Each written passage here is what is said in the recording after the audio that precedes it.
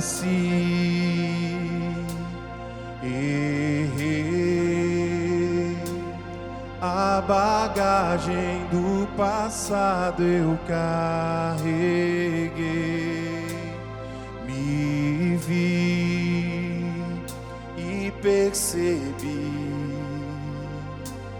que estou preso por erros que eu cometi. Era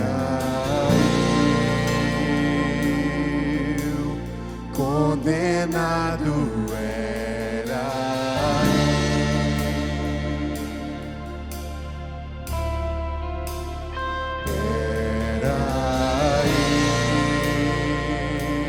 eu condenado, era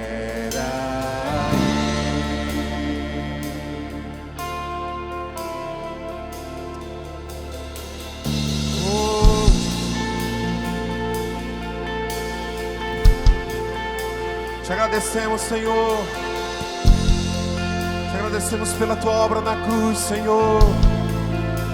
Te louvamos, Deus. Obrigado pelo Teu amor, Senhor. Aleluia.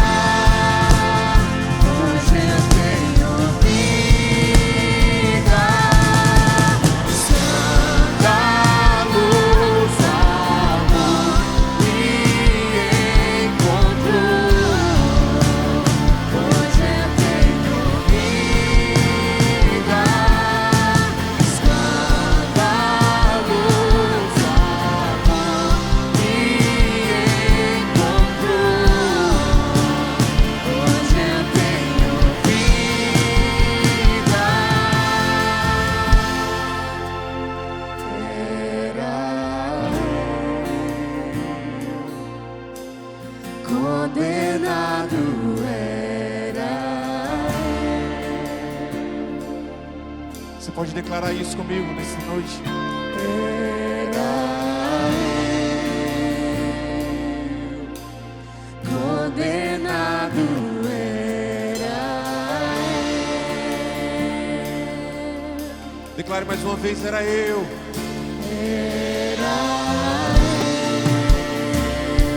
Reconheça, condenado era eu. Precisamos reconhecer diante de Ti, Senhor.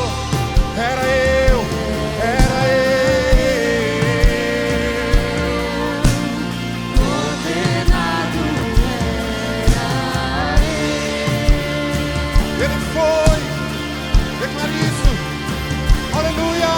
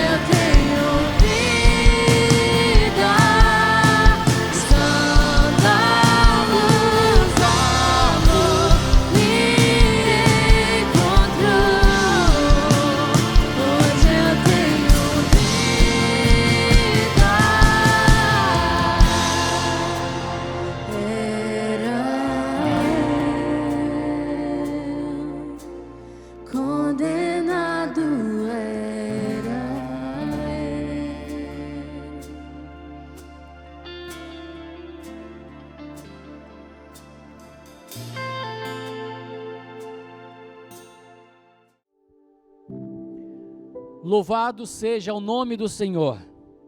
A Ele toda honra e toda glória.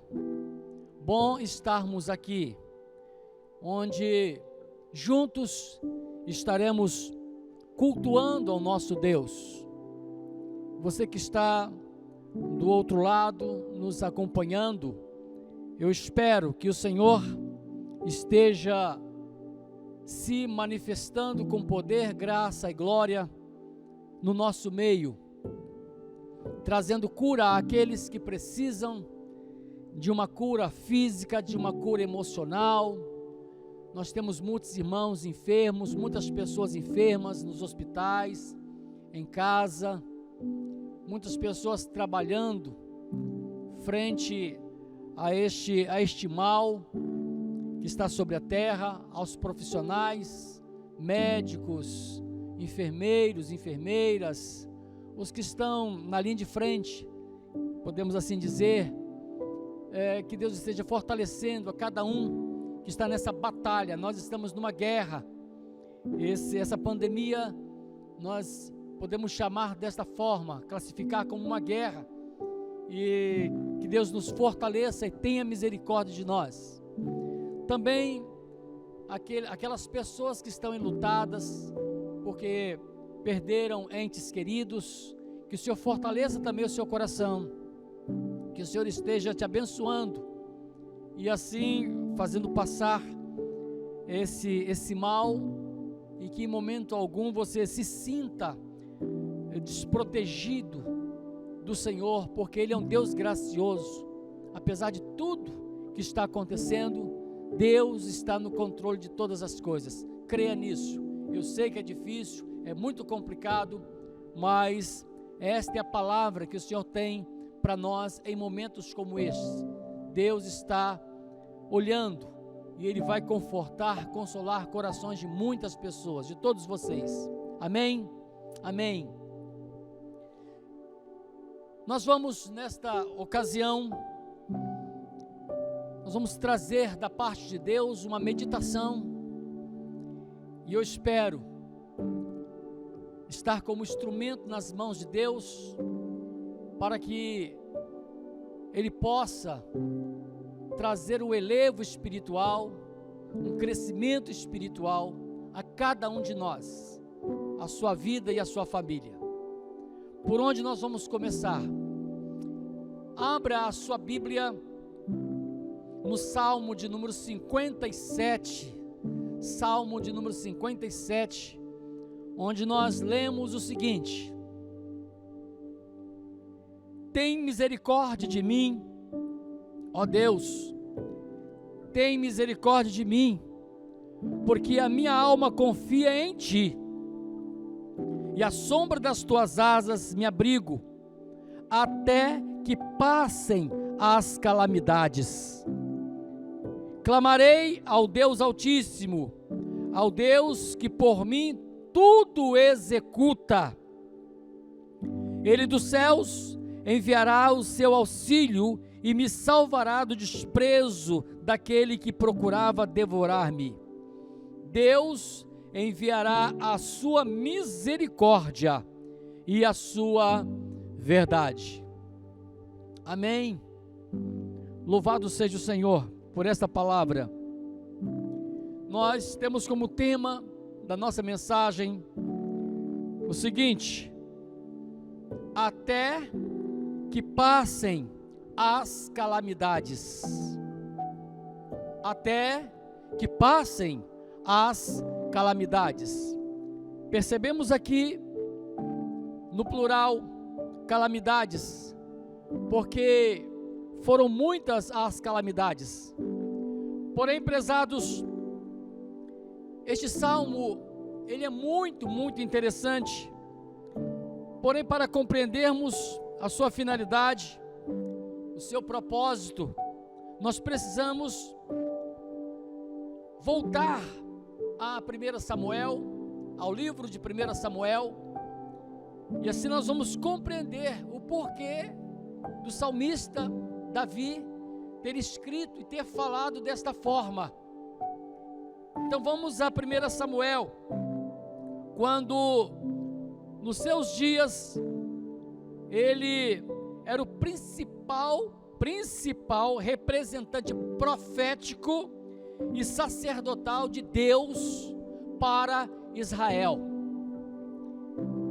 O conteúdo do livro concentra-se em 3 grandes líderes: ele, o próprio Samuel, Saul e Davi, sendo que nós descobrimos neste livro que Samuel foi o último dos juízes e o primeiro no exercício profético, embora não tenha sido o único profeta.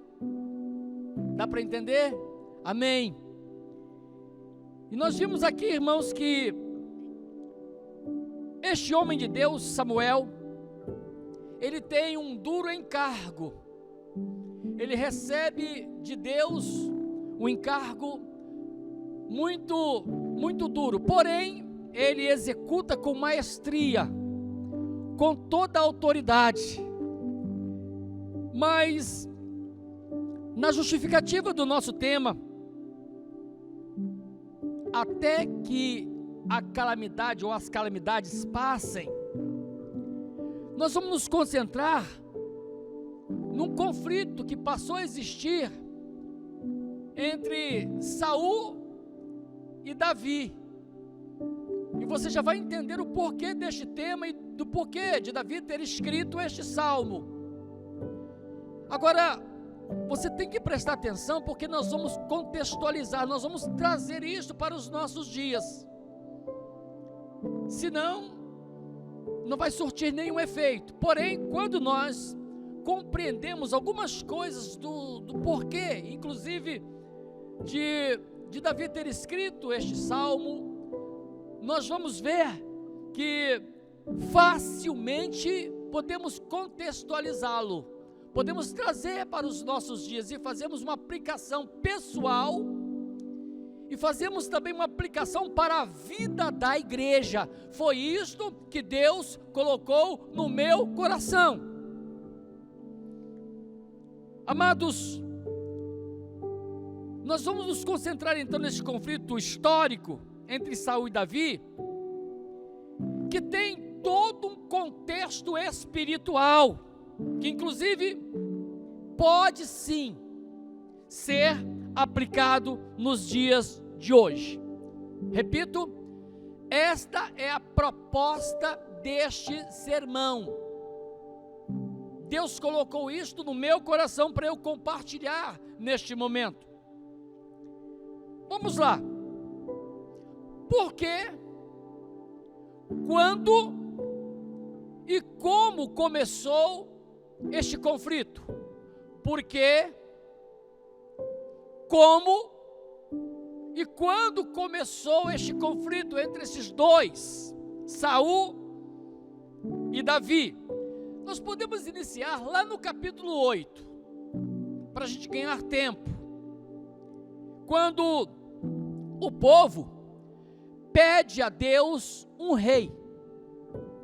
Deus, após findar a era dos juízes, Deus tinha consigo um propósito nele de passar todas as diretrizes para o seu povo, ou seja, um governo que traria ao povo toda a segurança para que eles pudessem fluir, para que eles pudessem serem felizes. Deus queria então, assentou no seu coração, dar as diretrizes para Israel. Mas o que fez o povo? Não. Nós queremos um governo humano. Nós queremos alguém, um homem, uma pessoa que a gente possa ver e governar sobre nós, assim como os outros reinos que têm os seus reis. Nós queremos assim também. Queridos, nos diz a palavra de Deus que isto entristeceu muito o coração de Deus. Diz lá em Samuel, neste livro, o próprio, quando Deus chega para Samuel e diz: Samuel, este povo me rejeitou. Eles estão pedindo um outro tipo de governo. E eu vou dar a eles. É o que eles estão querendo, então eu vou fazer o que eles querem. Ah, prezados, e aqui então começa todo esse dilema, posso dizer assim. No capítulo 8 então tem tudo isso, porém, nós vimos que no capítulo 9, Saul, ele é ungido rei. No capítulo 10, Samuel unge rei. No capítulo 11, interessante que Saul ele começa sendo um vencedor. Em outras palavras, ele não começa tão mal. Ele começa vencendo. E como vencedor, e nós vimos aqui, ele no seu cargo, né, como vencedor, venceu os amonitas e começou a crescer. Começou a aparecer. Isso foi muito bom. E nós vimos, prezados, que no capítulo 12, Samuel, o profeta, já cansado, já passado de idade, fala para o povo o seguinte: olha, eu vou resignar o meu cargo, eu vou deixar vocês com o rei que vocês escolheram, e não vou mais tomar a frente, vou deixar para o rei, para Saul dar continuidade. E aqui então Samuel, quando resigna o seu cargo, Saul começa a trabalhar. No capítulo 13, o que nós vemos, começa uma guerra contra os filisteus. E nessa guerra, Jonathan, o seu filho, filho de Saul, sai e vence. Tudo bem, tudo normal até então. E os amalequitas são destruídos. Todavia, nós vimos lá no capítulo, a partir do capítulo 15, que Samuel entra de novo em cena, entra de novo agora como voz profética ou de um profeta, e dá um decreto para Saul, sendo que Saul deveria destruir totalmente os amalequitas. Todavia, lá no verso 10, o que nós descobrimos? Samuel se vê na obrigação, isso vem da parte de Deus, de repreendê-lo. Saul é repreendido porque não cumpre os decretos de Deus, ele desobedece. Eu não vou entrar aqui nos pormenores, porque eu estou apenas traçando algo da história para você entender o pano de fundo desta mensagem. E quando ele é repreendido, ou enquanto repreendido, Deus fala para Samuel: olha, fala para Saul que o reinado dele vai passar logo. Eu não quero mais, eu não estarei mais com ele, vou passar dele o reinado, porque houve uma rebelião, a desobediência foi terrível. Lá fala sobre os despojos que ele pegou dos amalequitas e levou para casa, etc e tal. Enfim, ele fez algo que contrariou muito a Deus. Ele não poderia ter feito isso. Está lá nos versos 22 ao verso de número 30. Bom, passado esse capítulo 15, entrando no capítulo 16, agora entra em cena quem? Davi. Davi entra em cena. Deus toma Samuel e fala para Samuel ungir aquele rapaz para que fosse rei e assim substituísse a Saul.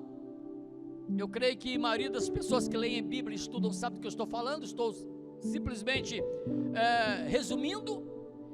Irmãos, aqui então começa a entrar em cena este rapaz, e nós vimos lá no capítulo 17 o que aconteceu quando os filisteus vêm para guerrear contra já a fragilidade de Saul, do seu reinado, estavam frágeis por causa do pecado, e eles então estavam dominando, os filisteus dominavam, e Deus então, quando levanta Davi, a história diz, aliás, um dos textos mais pregados sobre Davi, fala da sua vitória contra Golias, que na verdade não foi só vitória contra Golias, foi contra os filisteus.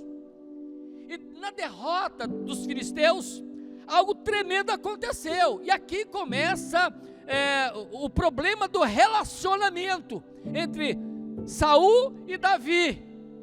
O que aconteceu?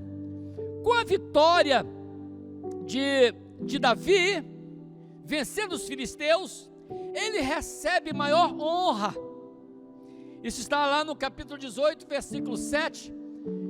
Inclusive, quando algumas mulheres jubilosas começaram a exaltar Davi, a alegria era tanta, quando Davi passava era só festa, e elas cantavam sobre o triunfo de Davi, sobre as vitórias de Davi. Isso mexeu muito com os sentimentos de Saul, como que se dizendo, o que está acontecendo? Eu sou o rei, esse moço agora está aí, recebendo as honras, os aplausos. Não é que Davi pedisse isto, algo acontecia de uma forma natural, era a alegria do povo por Davi. Irmãos, na nossa linguagem humana aqui, isso não prestou, isso não foi nada bom. Começou então um problema muito sério. Porém Davi, mesmo sabendo que Saul estava enfurecido, com ódio cruel, a ponto de desejar a sua morte, Davi usou de prudência, de sabedoria,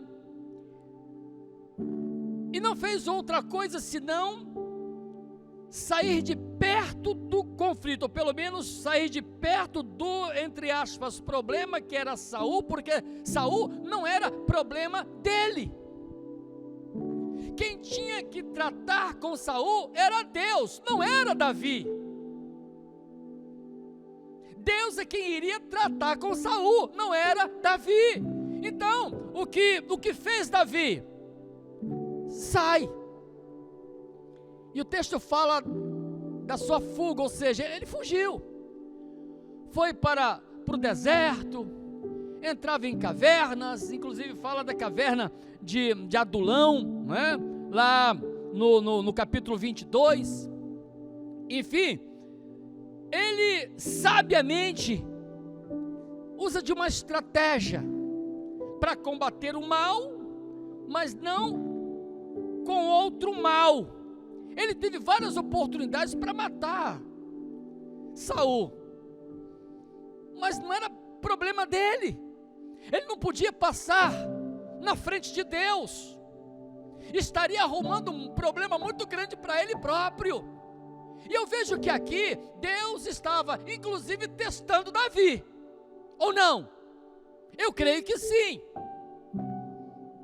Olha a forma sábia, um homem, no caso Davi, que já havia matado aquele gigante, combatido com outros reinos e vencido, e agora diante de um homem, não, esse não.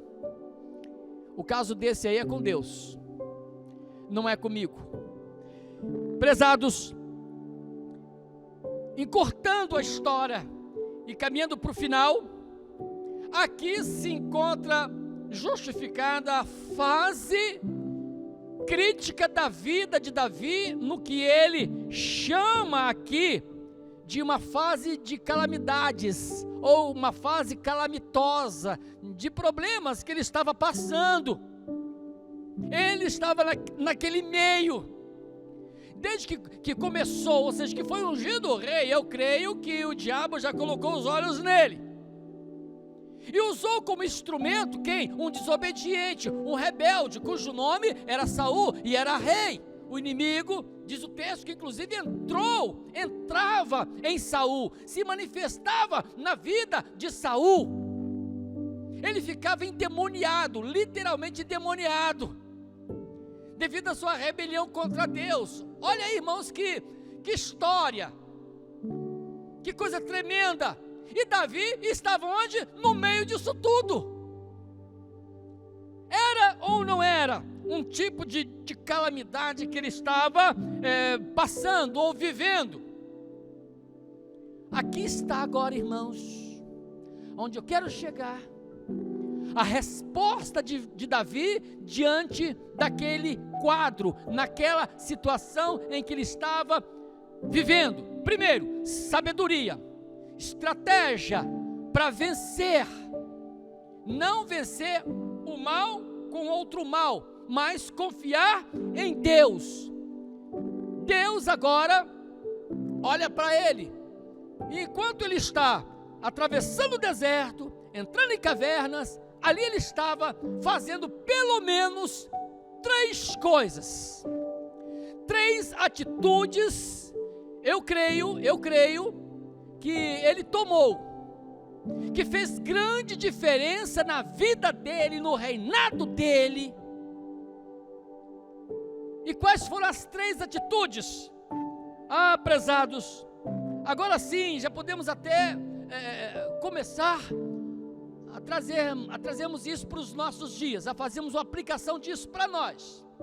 Quais as 3 atitudes que Davi passou a tomar enquanto vivia aquele conflito? O que eu vejo aqui? Primeira atitude, primeira coisa importante que ele fez, voltando agora ao Salmo, 3 atitudes importantes que ele fez. Irmãos, ele começa orando. Podemos dizer então que Davi tinha uma vida de oração. Tem misericórdia de mim, ó Deus. Tem misericórdia de mim, porque a minha alma confia só em Ti. Olha que ligação que ele tinha com o seu Deus. Ele clamava, ele orava, ele sempre buscava uma direção de Deus, uma orientação de Deus. E enquanto, em meio ao perigo, Senhor, só Tu, eu não posso matar o rei, eu não posso continuar vivendo assim, como um fugitivo, vou ter que parar. Mas até que estas calamidades passem, eu vou orar. Você, eu creio, que me ouve, que me acompanha, já começou a pegar para você esta palavra. Primeira atitude, orar. Segunda atitude que eu vejo aqui em Davi, que eu posso aplicar na minha vida. Ele foi um homem escolhido por Deus. Deus tinha promessas na vida dele. Não tinha ainda se cumprido todas as promessas de Deus para a vida dele. E o que ele faz? Eu creio que naquela caverna, por exemplo, ou enquanto caminhava no deserto, ele parava e dizia assim: não, este não vai ser o meu fim.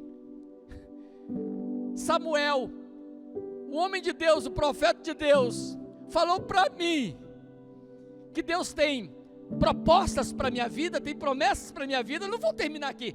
Então, em segundo lugar, ele não deixou de confiar nas promessas de Deus. Enquanto, em meio às calamidades, eu disse e repito, no meio, isso foi algo importante na vida dele. Continuar confiando nas promessas de Deus. Terceiro lugar, ou seja, a terceira atitude de Davi, ele nunca deixou de louvar a Deus. Ele sempre louvava a Deus. Irmãos, diz ele aqui, olha, no verso 2: clamarei ao Deus Altíssimo, ao Deus que por mim tudo executa. Ele dos céus enviará o seu auxílio e me salvará do desprezo daquele que procurava devorar-me, que no caso aqui era Saul.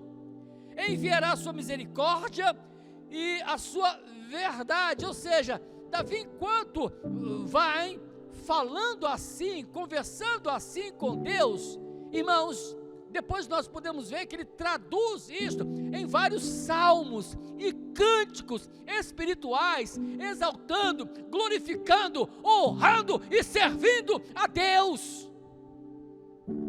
Com seus instrumentos, com a sua voz, enfim, ele glorificava a Deus o tempo todo, em todo o tempo. A vida daquele homem era servir a Deus em adoração.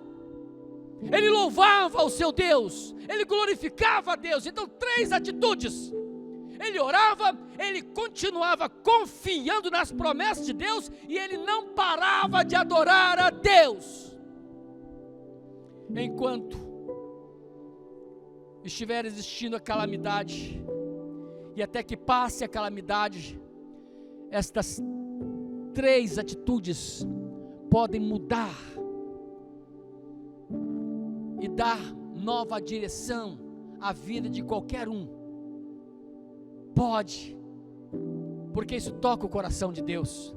Irmãos, então este Salmo 57, depois você pode ler todo ele é tremendo, e fala exatamente disto.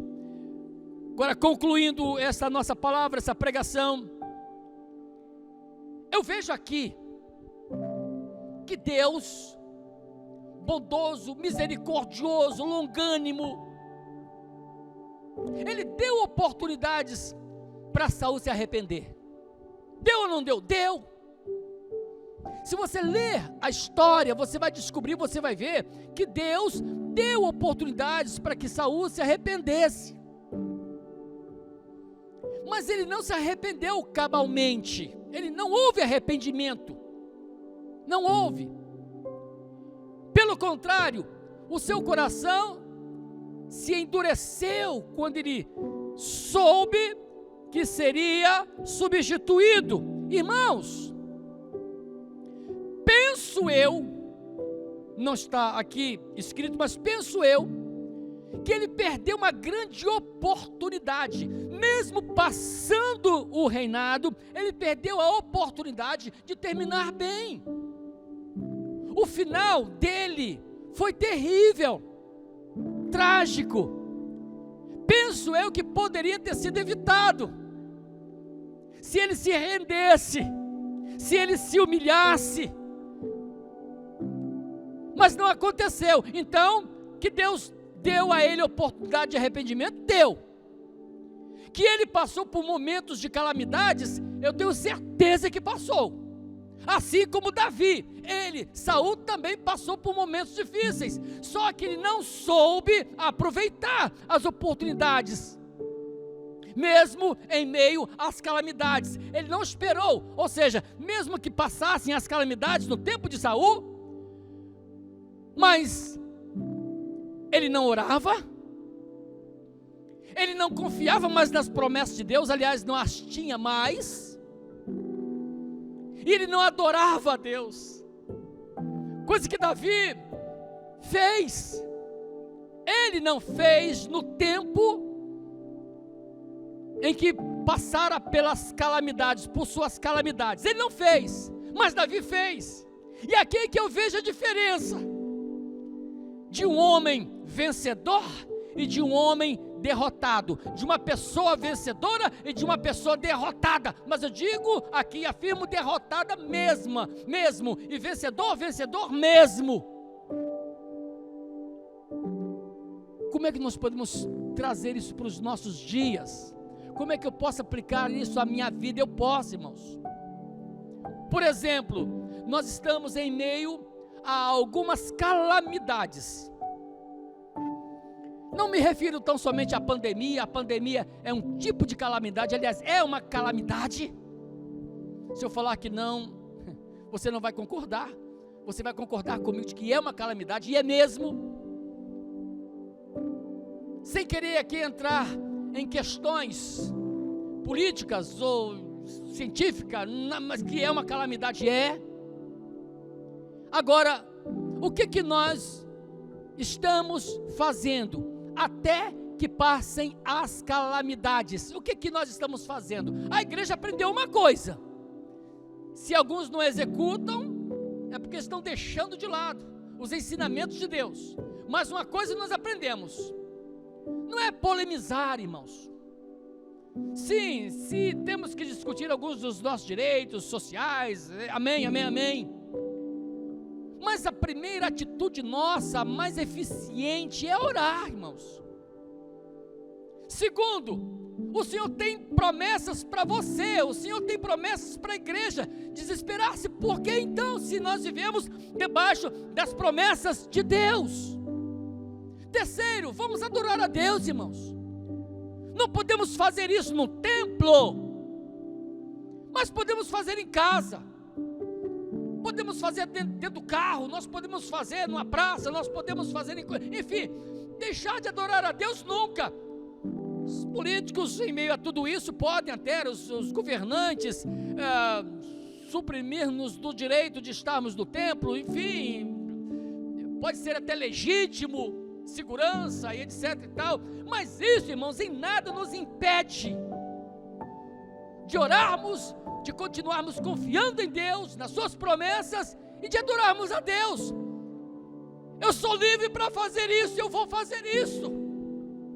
Enquanto eu viver, ninguém, nada vai calar a minha boca, porque eu vou continuar fazendo isso até que passem as calamidades. E olha, mesmo que este mal passe da pandemia, esta calamidade termine, outras poderão vir.